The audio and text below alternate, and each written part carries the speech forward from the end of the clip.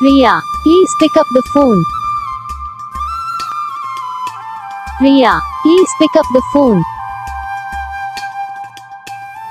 Riya, please pick up the phone.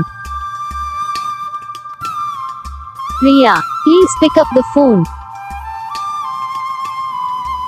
Riya, please pick up the phone.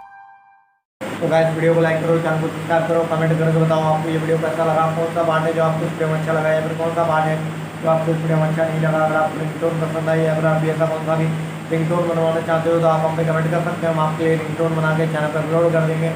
आप वहाँ से इसे इजीली डाउनलोड भी कर सकते हो। डाउनलोड करने के बाद चैनल को सब्सक्राइब कर लेना।